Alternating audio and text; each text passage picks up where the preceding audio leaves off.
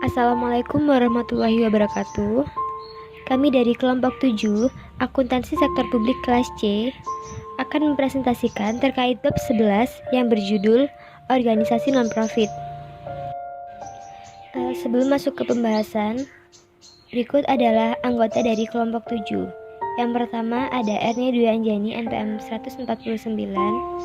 Yang kedua ada Dias Rizka Chandra Anggraini NPM 196. Dan yang terakhir ada Nihayati Arika Firdausi NPM 250. Definisi organisasi non-profit.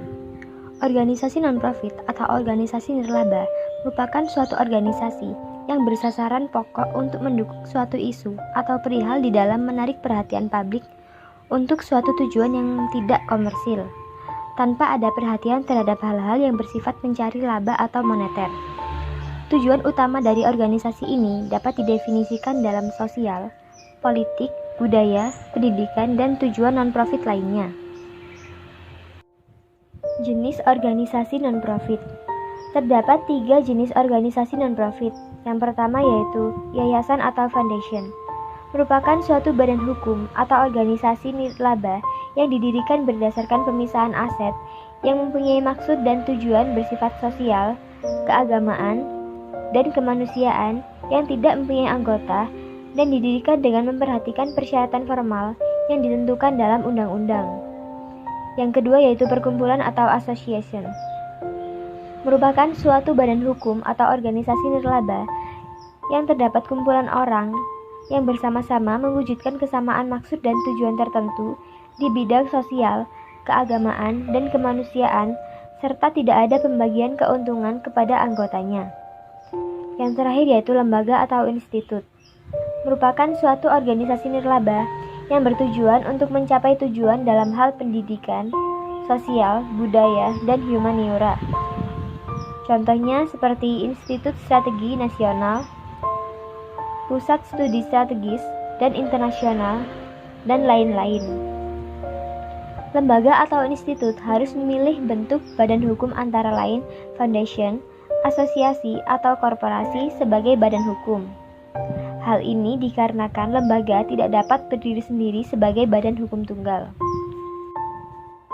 Contoh organisasi non-profit. Contoh dari organisasi non-profit antara lain gereja, sekolah negeri, dharma publik, rumah sakit, dan klinik umum, organisasi politik, bantuan masyarakat, jasa sukarelawan, serikat buruh, dan lain-lain.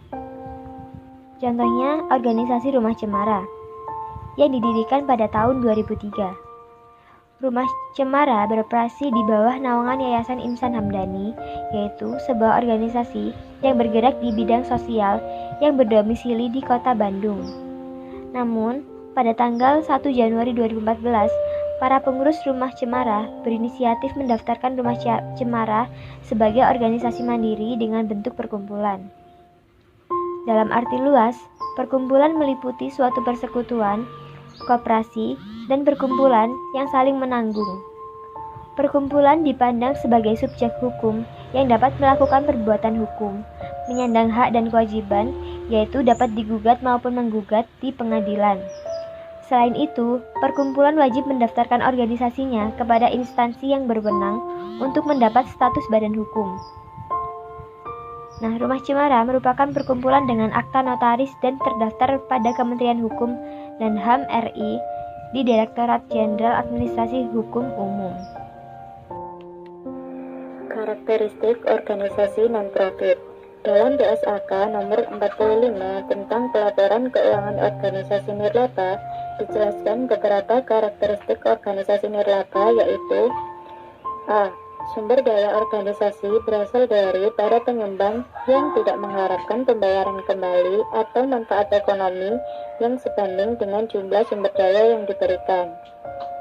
B. Menghasilkan barang dan jasa tanpa bertujuan memupuk laba. Dan jika suatu organisasi menghasilkan laba, maka jumlah tidak pernah dibagi kepada para pendiri atau pemilik organisasi tersebut. C. Tidak ada kepemilikan seperti lazimnya pada organisasi bisnis. dalam arti bahwa kepemilikan dalam organisasi nirlaba tidak dijual, dialihkan, atau ditebus kembali, atau kepemilikan tersebut tidak mencerminkan proporsi pembagian sumber daya organisasi pada saat likuidasi atau pembubaran organisasi. Perbedaan organisasi non-profit dengan organisasi pemerintah. Berdasarkan orientasi, organisasi publik atau pemerintah berorientasi pada pelayanan kepada masyarakat, yang artinya tidak mencari untung. Sementara organisasi nirlaba atau non-profit hanya sebagai suatu organisasi yang didirikan untuk mendukung satu isu di dalam menarik perhatian publik untuk suatu tujuan yang tidak komersial tanpa ada perhatian terhadap hal-hal yang bersifat mencari laba atau moneter. Berdasarkan kepemilikan organisasi nirlaba tidak jelas siapa sesungguhnya pemilik organisasi, apakah anggota, klien, atau donatur. Sementara kepemilikan pada organisasi publik atau pemerintah adalah milik negara yang dimana telah diatur oleh konstitusi. Dalam hal donatur, organisasi nirlaba membutuhkan sumber dana yang didapat melalui kas anggota, sedangkan organisasi publik atau pemerintah didanai oleh pendapatan negara atau daerah yang didapati dari pajak.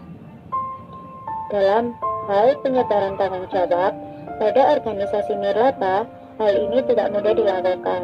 Anggota dewan komisaris bukanlah pemilik organisasi, sementara di organisasi pemerintah, yang bertanggung jawab adalah negara yang didelegasikan kepada pejabat atau orang tertentu untuk mengelola, dan kalau tidak maka dikenai sanksi. Selanjutnya yaitu sumber pendanaan organisasi non-profit. Sumber pendanaan organisasi non-profit ini berasal dari 6 sumber. Yang pertama yaitu berasal dari kegiatan program. Pendapatan organisasi dapat bersumber dari kegiatan organisasi dengan memperhatikan beberapa hal dasar. Yang pertama yaitu pendapatan dilakukan untuk keberlangsungan hidup organisasi nirlaba. Hal ini dikarenakan dukungan dana dari para donatur tidak dapat diharapkan secara terus-menerus. Yang kedua yaitu perluasan pelayanan masyarakat, dan yang ketiga yaitu penghargaan atas kinerja yang dilakukan organisasi nirlaba. Lalu sumber yang kedua yaitu berasal dari donasi atau sumbangan. Donasi merupakan pendapatan organisasi yang diperoleh tanpa harus menyajikan suatu balas jasa atau produk sebagai pemberian murni dari niat baik dari pemberinya atau donatur. Donasi dapat diberikan secara reguler atau hanya sekali yang dilakukan melalui kegiatan penggalangan dana. Lalu sumber yang ketiga yaitu berasal dari hibah. Hibah diberikan oleh suatu organisasi nirlaba untuk mendukung suatu kegiatan tertentu. Pemberian hibah sangat spesifik, mulai dari organisasi pemberi, jenis kegiatan pelaksanaan, hingga konteks kegiatan yang dilakukan. Lalu sumber yang keempat yaitu berasal dari bunga dan hasil investasi lainnya. Pendapatan yang diperoleh dari suatu modal atau aset organisasi yang tergantung dari besaran jumlah nilai investasi. Pada umumnya, organisasi nirlaba tidak diperkenankan untuk melakukan investasi dengan risiko tinggi karena dana yang diinvestasikan tidak boleh berkurang dan harus meningkat jumlahnya. Lalu, sumber yang kelima yaitu berasal dari iuran anggota. Dalam suatu komunitas atau organisasi nirlaba dengan beberapa anggota biasanya mewajibkan anggota untuk memberikan iuran. Besaran iuran tersebut disesuaikan dengan kesepakatan bersama atau dapat juga bersifat sukarela. Lalu, sumber pendanaan organisasi non-profit yang terakhir yaitu berasal dari usaha komersil. Pendapatan langsung dapat diperoleh suatu organisasi nirlaba melalui usaha komersil dengan membentuk unit khusus dalam menangani atau memiliki saham atau kepemilikan badan usaha komersil. Sekian presentasi dari kelompok kami. Kurang lebihnya mohon maaf. Wassalamualaikum warahmatullahi wabarakatuh.